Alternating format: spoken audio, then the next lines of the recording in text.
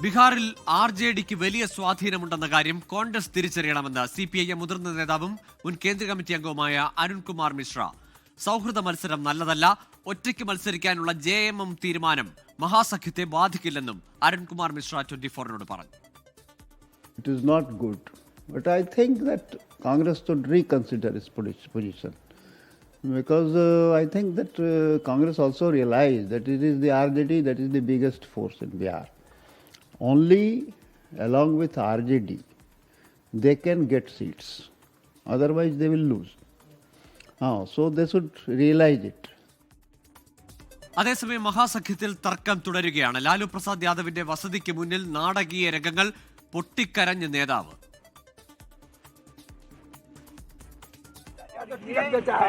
हमका बोला कि 2 करोड़ 70 लाख दो, पैसा वापस कर देते हैं. बाप रे बाप, बाप रे बाप, हम बर्बाद हो गए. 2 बेटा बेटी हमरा शादी चला दे.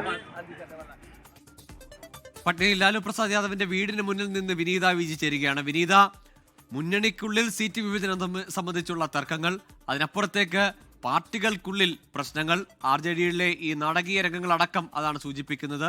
സീറ്റ് വിഭജനവും സ്ഥാനാർത്ഥി നിർണയത്തിലും കല്ലുകടികൾ തീരുന്നില്ല.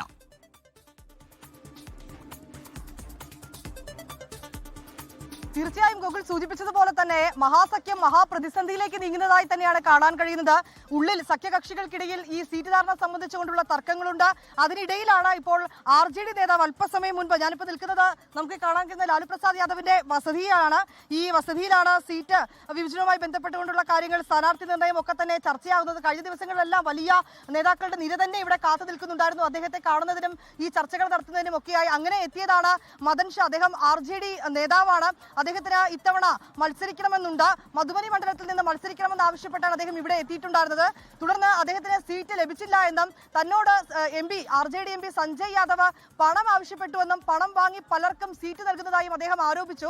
പിന്നാലെ ഞാനിപ്പോൾ നിൽക്കുന്ന ഈ വീടിന് മുന്നിലുള്ള ഈ മേഖലയിൽ നിലത്തു കിടന്ന് കരഞ്ഞ് അദ്ദേഹം വലിയ പ്രതിഷേധമൊക്കെ നടത്തിയിട്ടുണ്ടായിരുന്നു. സീറ്റ് ലഭിക്കാത്തതിനെ തുടർന്ന് തന്റെ വസ്ത്രം വലിച്ചു കീറി നിലത്ത് കിടന്ന് കരഞ്ഞാണ് ഈ RJD നേതാവ് പിന്നീട് ഇവിടെ നിന്ന് മടങ്ങിയത്. വലിയ ആൾക്കൂട്ടമൊക്കെ എത്തുകയും പിന്നീട് പോലീസ് വന്ന് ഇവരെയൊക്കെ ഇവിടെ നിന്ന് മാറണമെന്നൊക്കെ ആവശ്യപ്പെടുകയും ചെയ്തിട്ടുണ്ടായിരുന്നു. അങ്ങനെ നാടകീയമായ രംഗങ്ങളാണ് ഈ ബീഹാറിൽ തെരഞ്ഞെടുപ്പ് അടുത്ത സാഹചര്യത്തിൽ നടക്കുന്നത്. അതിൽ നേരത്തെ സൂചിപ്പിച്ചതുപോലെ JDU സീറ്റ് വിഭജനവുമൊക്കെയായി ബന്ധപ്പെട്ട ചില നേതാക്കൾ ചില ആരോപണങ്ങളൊക്കെ തന്നെ ഉന്നയിച്ചിട്ടുണ്ടായിരുന്നു.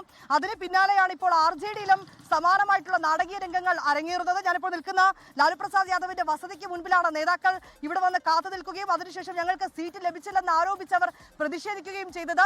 ആ പ്രതിഷേധം ഒരല്പം വികാരധീരനായി പോയി എന്ന് കൂടി തന്നെ പറയാം, അതിരു കടന്നു എന്ന് തന്നെ പറയാം. RJD നേതാവ് നിലത്ത് കിടന്ന് ഉരുളുകയായിരുന്നു, വസ്ത്രങ്ങൾ വലിച്ചു കീറുകയായിരുന്നു. തനിക്ക് സീറ്റ് ലഭിച്ചില്ല, സഞ്ജയ് യാദവ് തന്നോട് പണം ആവശ്യപ്പെട്ടു. ഇങ്ങനെ പണം ആവശ്യപ്പെട്ട പലർക്കും സീറ്റ് നൽകിയെന്നും അവർ പണം നൽകിയെന്നും ഒക്കെ ഗുരുതരമായിട്ടുള്ള ആരോപണങ്ങൾ കൂടിയാണ് ഈ ഘട്ടത്തിൽ നേതാക്കൾ ഉന്നയിക്കുന്നത്. ശരി വിനീത, ഏതായാലും നാടകീയ രംഗങ്ങളാണ്.